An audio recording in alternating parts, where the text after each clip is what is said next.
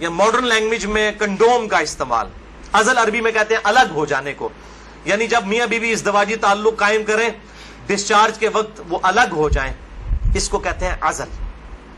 اور اسی کی ماڈرن فارم جو ہے وہ کنڈوم ہے. فیملی پلاننگ کے پوائنٹ آف ویو سے بھی استعمال کرتے ہیں. اس میں کوئی شک نہیں ہے کہ مفلسی کے ڈر سے فیملی پلاننگ کرنا اسلام میں قرآن حکیم کی آیات کی روشنی میں اس کی کوئی گنجائش موجود نہیں ہے، قطعاً حرام ہے. لیکن اگر عورت کی صحت کا ایشو ہو یا اولاد کی تربیت کے پوائنٹ آف ویو سے کسی کے لیے کوئی ریسٹرکشن ہو، وہ معاملہ الگ ہے، اس کے اوپر وہ والا فتویٰ نہیں لگے گا. اور اس کے ثبوت میں 3 حدیثیں پیش کروں گا، تینوں صحیح بخاری اور صحیح مسلم سے. لیکن اس میں یاد رکھیں کہ جو لوگ اس حوالے سے مرد اپنی نس بندی کروا لیتے ہیں، یعنی سیکچولی ڈسیبل ہو جاتے ہیں ہمیشہ کے لیے، جان بوجھ کے میڈیکلی کروا لیتے ہیں، یا عورتیں اپنی یوٹرس نکلوا دیتی ہیں، اگر کوئی بیماری یا کینسر والا ایشو نہ ہو وہ الگ بات ہے کہ جی تاکہ جی ہمیشہ کے لیے معاملہ اسٹیبلش ہو جائے، یہ قطعاً حرام ہے اور بدعت کبریٰ ہے. یہ اللہ کی شریعت کو بدلنا ہے، اللہ کی تخلیق کو بدلنا ہے. سورۃ النساء نمبر 119 کے تحت یہ قطعاً حرام اور شیطانی فعل ہے. کوئی مرد جو ہے اپنے آپ کو خصی کروا لے، یا کوئی عورت اپنی یوٹرس اور ہم جو ہے وہ حمل کا جو ذریعہ ہے اس کا رحم اس کو نکلوا دے. البتہ ازل جو ہے اس کی اجازت ہے. اس کانٹیکسٹ میں 3 حدیثیں ہیں، تینوں بخاری اور مسلم سے. پہلی حدیث صحیح بخاری میں 5208، مسلم میں 3561 اور مشکات میں 3184 ہے کہ جابر بن عبداللہ کہتے ہیں رضی اللہ تعالیٰ عنہ کہ قرآن حکیم نازل ہو رہا تھا اور ہم اپنی بیویوں کے ساتھ ازل کیا کرتے تھے. اللہ تعالیٰ نے قرآن حکیم میں اسے منع نہیں فرمایا، اور جب نبی صلی اللہ علیہ وسلم کو ہمارے بارے میں خبر پہنچی کہ ہم ازل کرتے ہیں، یعنی بیویوں کے ساتھ جب صحبت کرتے ہیں تو ڈسچارج کے وقت الگ ہو جاتے ہیں تاکہ اولاد نہ ہو، تو نبی صلی اللہ علیہ وسلم نے بھی ہمیں منع نہیں فرمایا. نبی پہ تو واجب ہوتا ہے منع کرنا.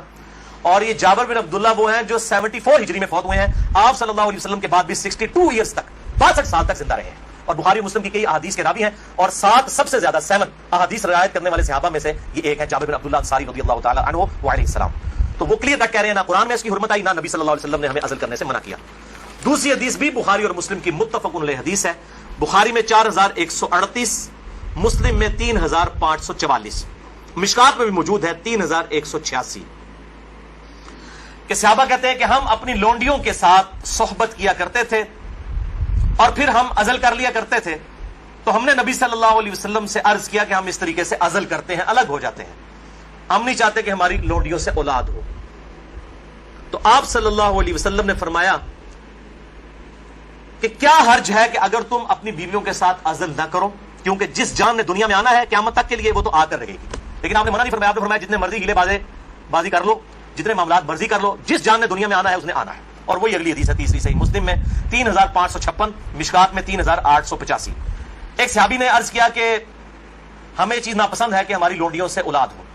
تو آپ صلی اللہ علیہ وسلم نے فرمایا کہ پھر تم اپنی لونڈیوں کے ساتھ ازل کر لیا کرو. اس حدیث میں ہے کہ آپ نے خود کہہ دیا کہ کر لیا کرو اگر تم چاہو. پھر آپ نے ساتھ ہی فرمایا لیکن جو جان مقدر ہے دنیا میں آنا وہ آ کر رہے گی. یہی ہوتا ہے وہ جناب وقفے کرتے رہتے ہیں، کٹے ہی 3 بچے ہو جاتے ہیں، پھر سارے کے سارے وہ کہتے ہیں پتہ ہی نہیں چلا. پتہ تو نہیں چلے گا، ظاہر ہے یہ معاملات تو اللہ کے ہیں. اور آپ کو بتاؤں یہ جو اولاد والا معاملہ ہے یہ خالصتاً اللہ تعالیٰ نے اپنے پاس رکھا ہے. کئی پیغمبر ہیں جو بے اولاد ہیں،